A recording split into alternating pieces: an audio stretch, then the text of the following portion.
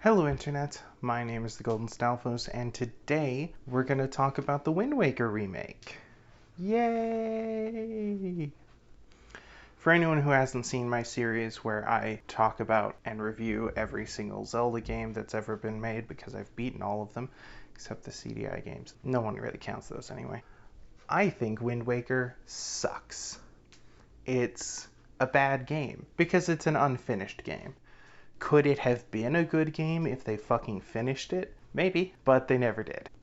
And of course, the biggest problem with the Wind Waker HD remake is that, one, it's not really HD. I mean, it's 720p, which is technically HD, but like, come on. Realistically, anything that came out in the Wii U still looks worse than anything that came out on the PS3 in terms of graphics resolution, not in terms of overall, like, graphics quality, because Nintendo does polish the fuck out of their visuals in a way that most other game companies don't, but still. But also, the HD remake wasn't handled by Nintendo, it was handled by a third-party company who didn't polish it the way Nintendo would, so it still looks kind of terrible. And you could even make the case that the original looks better even though it's in 360p. But the other bigger problem besides the misleading marketing around the visuals is that they didn't fix any of the problems with the base game. They added an optional item that makes the Wind Waker obsolete, but that's it. They reduced the number of items you have to hunt for at the end of the game, but like no one ever really complained about that. See, in the base game, there's these shards of the Triforce that you have to collect before you can go fight Ganon for the final time, and you have to like pay Tingle to tell you where some of them are. And so what they did is they made it so that less of them require you to pay Tingle to tell you where they are, which is meh. Of all the things that were wrong with Wind Waker, that was not even on my list.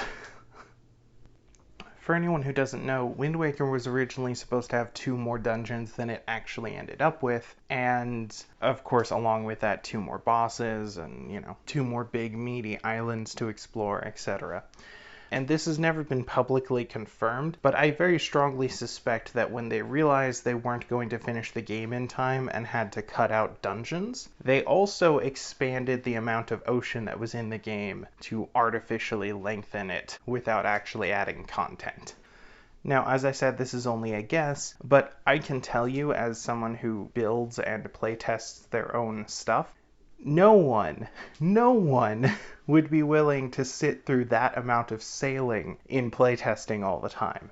It's insane. It's insufferable. It's mind-numbing. It lasts for hours. My first 100% playthrough of Wind Waker took 40 hours, and it felt like 90% of it was fucking sailing. At least half of it was sailing.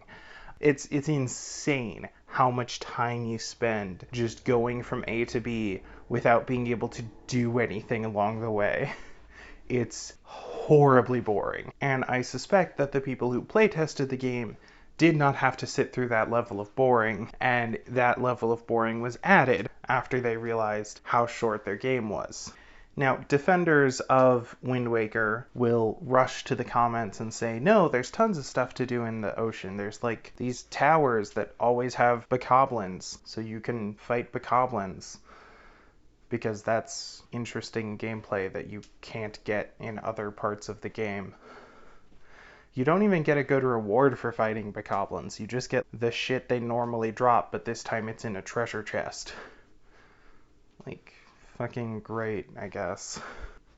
But there's also the submarine things that show up sometimes, and those are better because they're platforming puzzles in a game that doesn't have a jump button.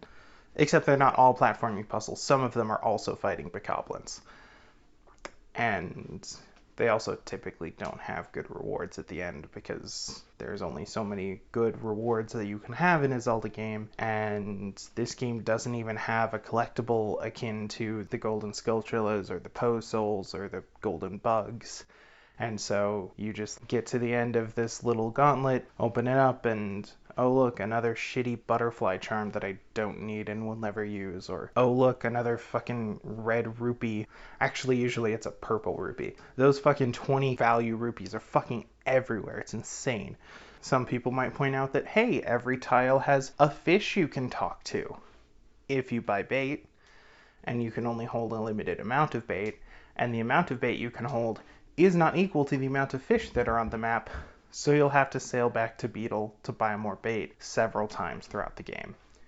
But also the fish don't do something unique each time, they just fill in the map, which, whatever. And of course, after the fish has filled in the map, you find out that there's a place where you can get sunken treasure. And like, that's a cool thing to do, right? No, it's not. You just sit there and wait for the treasure chest to appear for like way too fucking long. And once the treasure chest does appear, it's just gonna be fucking rupees again. There's nothing good in the sunken treasure ever. What's the point? This is the same problem that Breath of the Wild has. Everyone talks about how fun it is to explore the game, but as soon as you figure out that you only have 2 things to find when you explore, you get real fucking bored, because exploration is only fun and novel when you can find something new and surprising. If all you find is another fucking Korok puzzle that you don't even want to do because it's the same as the last 3 Korok puzzles you found, then that's not exploration. That's just monotonously trudging through a slightly new environment. At least in Botwa, the environments are visually unique. In Wind Waker, it's all ocean all the time, and you can't... There are some things to do in the game, right? Like, it does have some stuff. It's just that stuff is spread out too thin over too great of a distance, and the area in between is boring. And also, almost all the worthwhile stuff is tied to story. Like, the only interesting stuff that is optional are the Great Fairies and, well, not even all of the Great Fairies. Some of them you have to get for the story. And, like, some of the pieces of heart, I guess. But everything else that is even remotely worth talking about in the game, you have to get as part of the story, unless you're speedrunning, but like, that's a different thing. Some people may even think about the Fire and Ice Island that I'm pretty sure was supposed to be a dungeon, but didn't end up getting developed enough, and instead is just like a room that you walk in and get a thing and then leave, basically. Some people may point to places like that and be like, hey, that's a unique area that isn't tied to the story. I'm like, not directly, but you need the item there in order to progress the story, so there's no chance that you miss it. And you only get the chance to go to that place after you've gone through enough of the story and gained the item that lets you unlock it.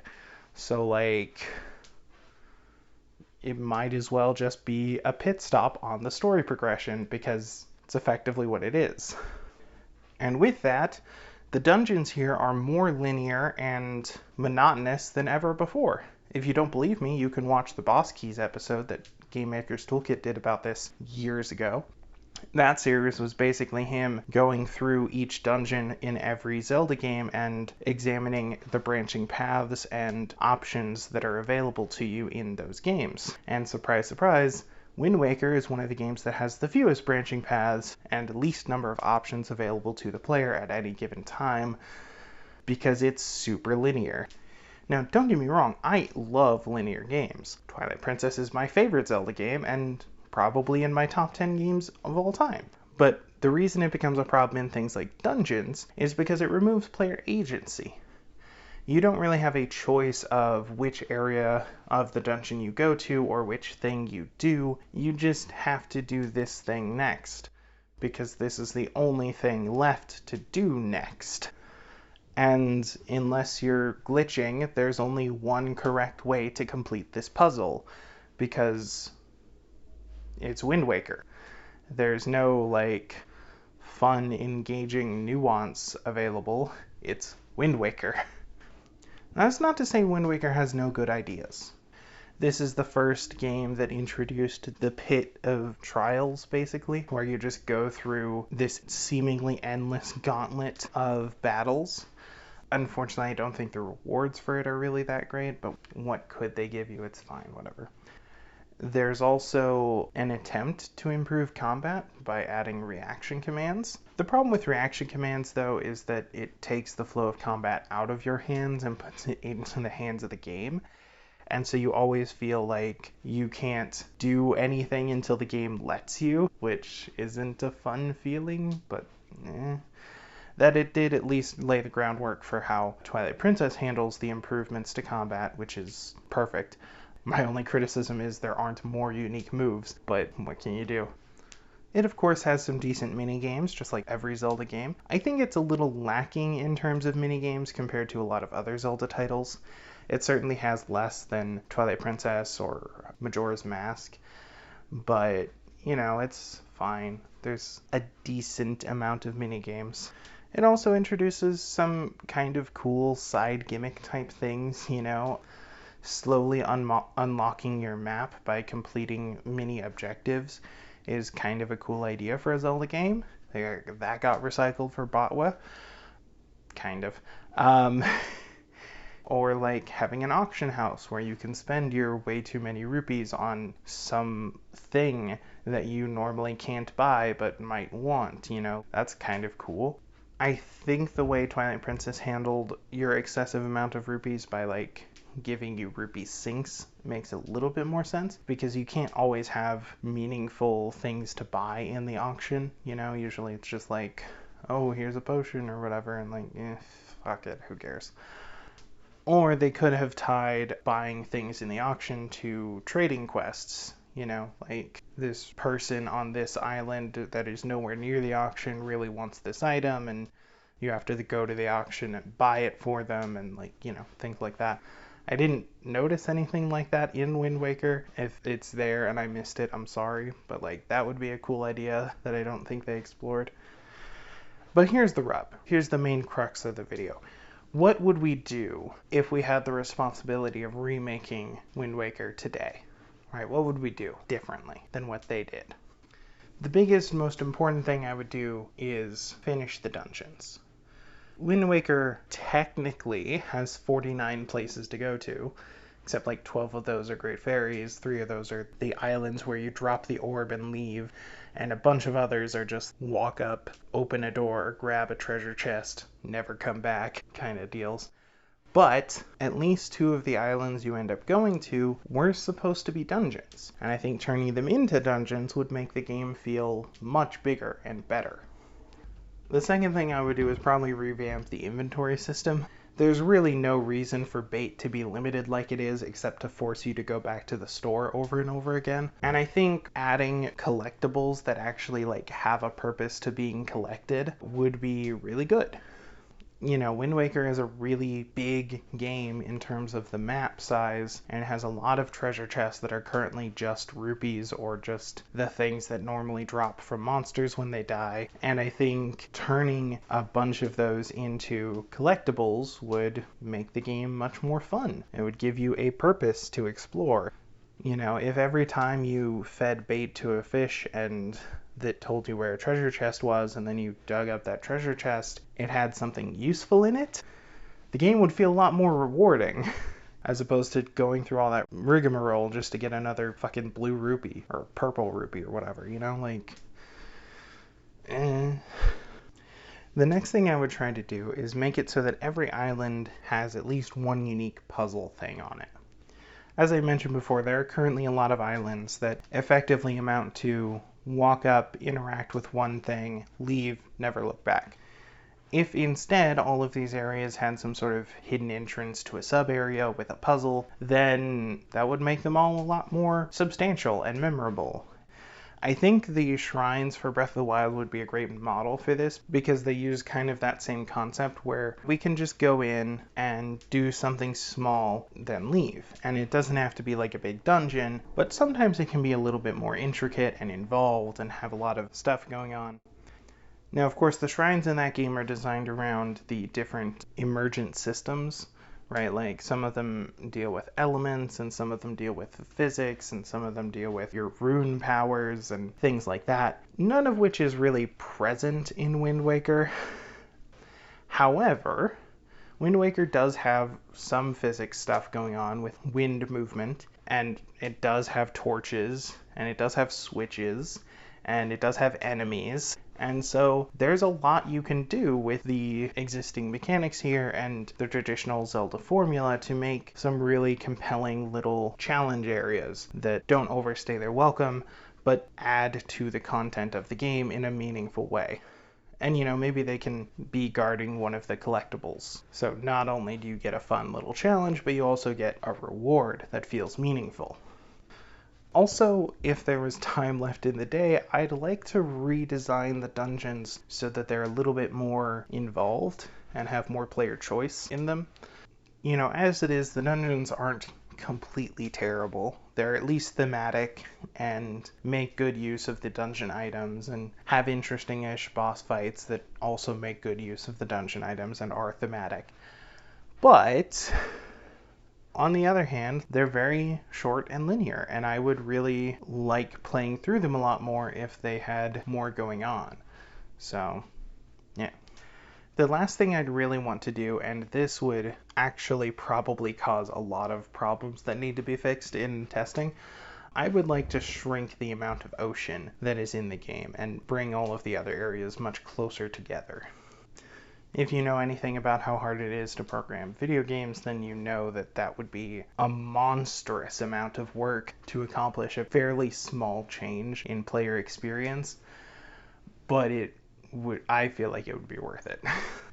And the only other thing that really feels like it's any kind of problem is even if you make the ocean smaller, there's still not much to do in the ocean. Right, when you're sailing, you can sail in a straight line, you can drop anchor and try to pick something up off the ocean floor, or you can launch bombs at enemies. But enemies don't show up as often when you're sailing as they do in other situations, and also you're sailing, so you can just get away from them.